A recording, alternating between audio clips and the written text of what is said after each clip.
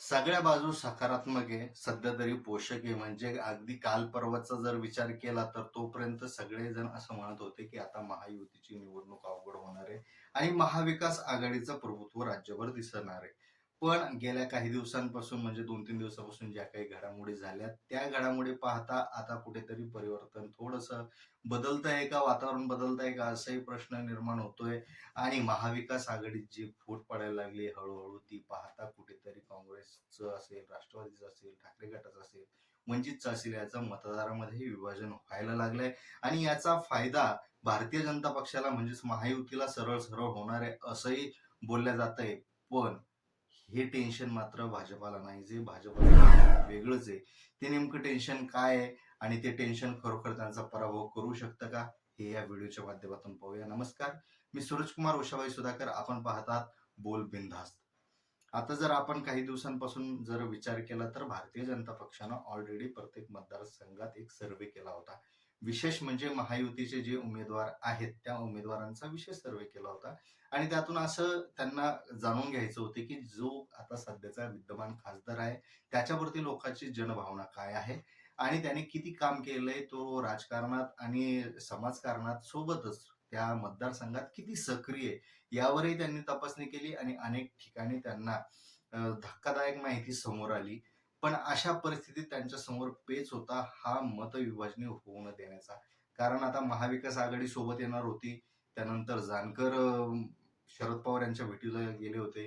त्यानंतर शिवतारे, हर्षवर्धन पाटील, त्यांची लेक. आता हे सगळे जर समीकरणं जर आपण पाहत गेली तर कुठेतरी एक स्ट्रॉंग विरोधक म्हणून महाविकास आघाडी तयार होत होती. तर कुठेतरी जे मित्र पक्ष आहेत यांचे म्हणजे सदाभाऊ खोत असेल, त्यानंतर जानकर असेल, त्यानंतर बच्चू कडू सांगता येईल.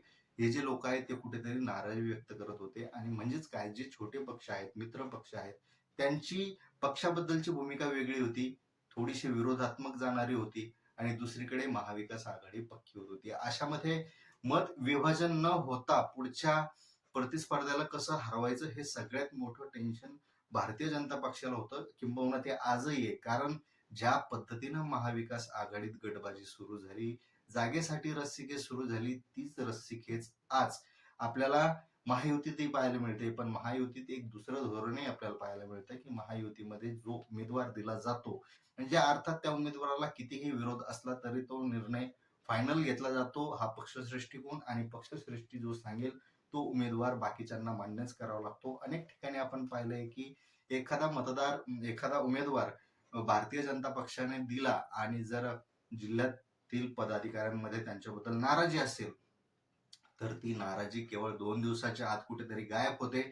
याच्या पाठीमागं फडणवीस यांचं जे ध्येय धोरण आहे, त्यांची जी समजावून सांगण्याची पद्धत आहे किंवा तह करण्याची जी पद्धत आहे, ती अफलातून आहे असंही बोललं जातं. आता याचा फटका कुठेतरी महाविकास आघाडीला बसू शकतो का?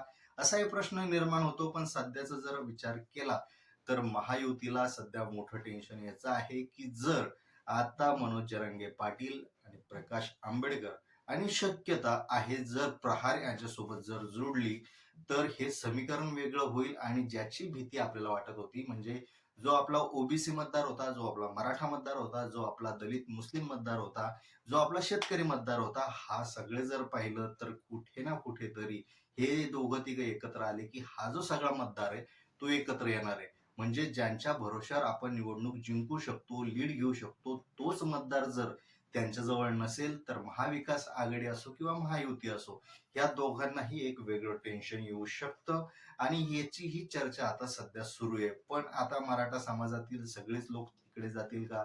ओबीसी समाजातील सगळे मतदार तिकडे जातील का? आणि जे राहिलेले मतदार आहेत ते नेमके कोणाकडे जातील हा प्रश्न उरतोच. पण आता सध्या तरी विचार केला तर महायुती समोर एकच टेन्शन आहे की जी मतांची विभाजणी टाळण्यासाठी सगळा अट्टहास केला तीच परिस्थिती आता पुन्हा एकदा नव्यानं पुढे निर्माण होतीये आणि त्याचा फायदा झालाच तर तो महाविकास आघाडीलाच होऊ शकतो आणि तोटा झाला तर महायुतीलाच होऊ शकतो.